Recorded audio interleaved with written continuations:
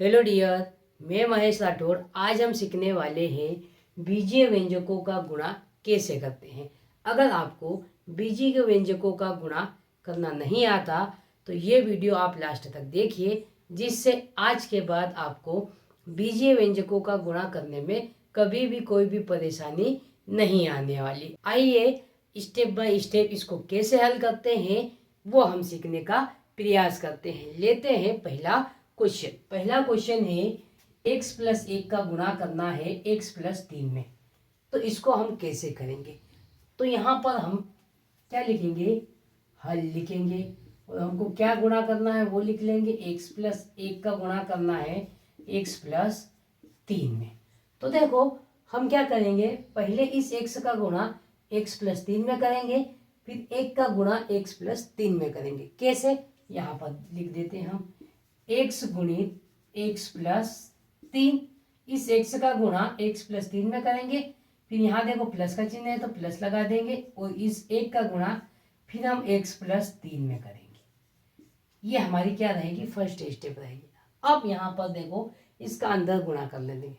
अब देखो x का गुणा x में होगा तो आपको ध्यान रखना है, जब भी समान चर का गुणा होता है, घात कुछ नहीं मतलब एक है, इसकी बात भी कुछ नहीं मतलब एक है, तो इन दोनों का गुणा होगा तो घातें क्या हो जाएगी? जुड़ जाएगी। x की घात कितनी हो जाएगी? 2 हो जाएगी। आपको ये ध्यान रखना है।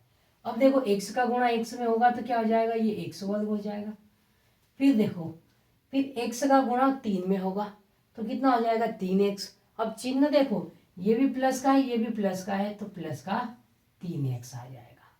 इसका गुणा करने पर क्या आया? x का वर्ग धन 3x। अब ये देखो एक का गुणा हम किसी भी संख्या में करते हैं तो वापस वही आता है। उसी प्रकार इस 1 का गुणा x प्लस 3 में करेंगे तो क्या आ जाएगा? x प्लस 3 ही आ जाएगा। तो यहाँ पर लिख देंगे x प्लस 3। अब उसके बाद देखो ये 3x है और ये 1x है ना, तो ये क्या हो जाएगा? जुड़ जाएगा। तो यहाँ पर क्या हो जाएगा? x वर्ग प्लस 3x और 1x, कितना x हो जाएगा? 4x प्लस 3 हो जाएगा। तो प्यारे बच्चों, बीजीय व्यंजकों का गुणा करने पर क्या आ जाएगा हमारा आंसर? x का वर्ग प्लस 4x प्लस 3।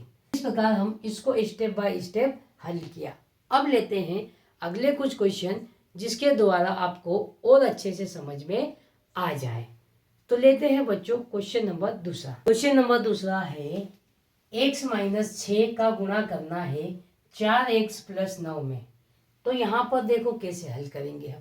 पिछले क्वेश्चन जैसे ही इसको भी हम हल करेंगे। यहाँ पर लिखा है हमने हल, यहाँ पर लिख लेंगे x माइनस 6 और इसमें गुणा करना है 4x प्लस 9।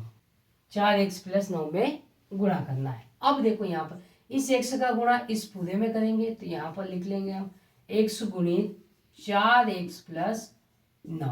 फिर इस माइनस 6 का गुणा इस पूरे में करना है तो यहाँ पर लिखेंगे माइनस 6 गुणित 4x प्लस 9। अब देखो यहाँ पर x का गुणा 4x में होगा, है ना, तो यहाँ पर कुछ नहीं है इसके गुणांक में, तो क्या होगा? उस 1 होगा, है ना, जिसके गुणा में कुछ नहीं मतलब 1 होगा।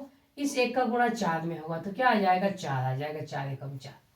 फिर x का गुणा x में होगा तो इसकी भी घात 1 इसकी भी घात 1, तो क्या हो जाएगी? घात 2। तो देखो इनका गुणा करने पर क्या आ जाएगा? 4x का वर्ग। फिर 1x का गुणा 9 में होगा तो क्या आ जाएगा? Plus 9x। देखो ये भी प्लस का है ये भी प्लस का है, इसलिए प्लस आया। अब यहाँ पर देखो इस माइनस 6 का अंदर गुणा करेंगे तो देखो माइनस 6 का गुणा 4x में करेंगे तो ये प्लस का 4x है, ये माइनस का 6x है, तो गुणा करने पर माइनस आता है ना। तो 6 चौक 24 माइनस क्या आ जाएगा? 24x।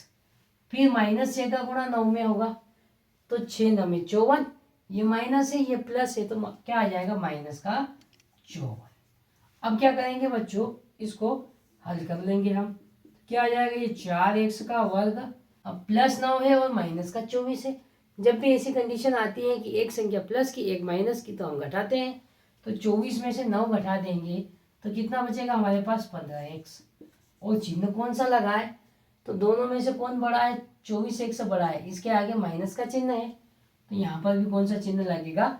माइनस का चिन्ह लगेगा।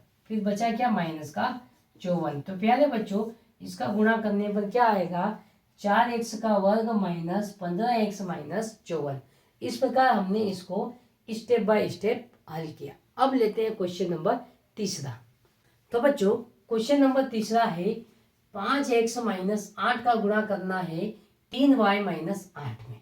तो इसका गुणा कैसे करेंगे, हम यहाँ पर लिख लेंगे 5x माइनस 8, उसका गुणा करना है 3y माइनस 8 में।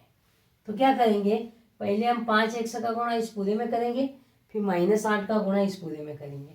तो यहाँ पर हम लिख लेंगे 5x गुणित 3y माइनस 8, फिर इस माइनस 8 का गुणा करेंगे 3y माइनस 8 में। अब यहाँ पर देखो 5 का गुणा 3 में होगा, तो 5 3 कितना हो जाएगा 15। अब 100 गुणित y होगा, तो देखो जब समान चरों का गुणा होता है तो घातें बढ़ती है। यहाँ पर चर क्या है, असमान है, तो इनका गुणा क्या आ जाएगा, xy आ जाएगा, है ना। यह बात आपको ध्यान रखनी है।